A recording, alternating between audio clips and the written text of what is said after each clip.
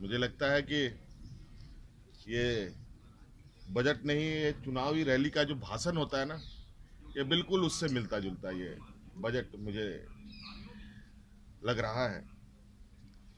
और मुझे लगता है कि जो ये चुनावी भाषण दिए हैं बजट के माध्यम से,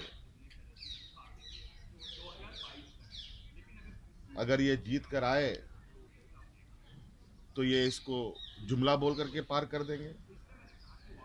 अगर ये हार गए तो आने वाली सरकार की पक्का तौर से उसकी पिटाई होनी तय है। 5 सालों में इन्होंने जो किसानों को की आय को दुगुना करने का जो सपना दिखाया था,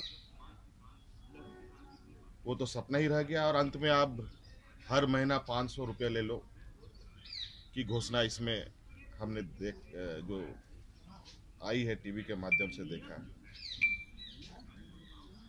500 रुपया लो और वोट दे दो, फिर ये जुमला साबित होगा। और जो देश के हमारे शान है, जिसको हम लोग किसान कहते हैं, कृषि प्रधान देश है, आज इस घोषणा से लगता है कि उनको एक भिखारी का दर्जा इन लोगों ने दे दिया है।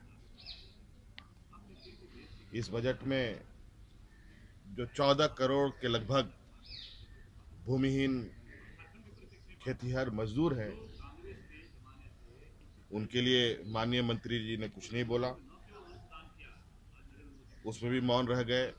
बेरोजगार युवक जो सड़कों पर भटक रहे हैं, उनके बारे में कुछ नहीं दिख रहा। और पीयूष गोयल जी को ने यह भी नहीं बताया कि आज ट्रेन की भाड़ा हवाई जहाज की भाड़ा से क्यों अधिक।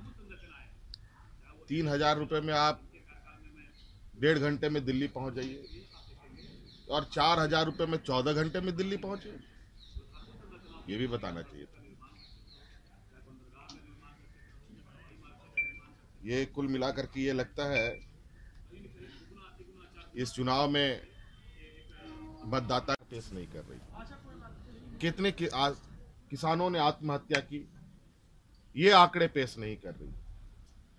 अभी हाल में ही 2018 में जो बेरोजगारी के लिए जो सर्वेक्षण करती है संस्था NSSO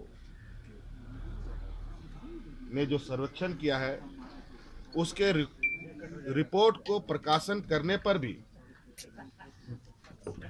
इस सरकार ने रोक लगा दिया। आप इससे अंदाजा लगा सकते हैं कि सरकार किस तरीके से अपने नाकामियों को छुपा रही है। नोटबंदी के बाद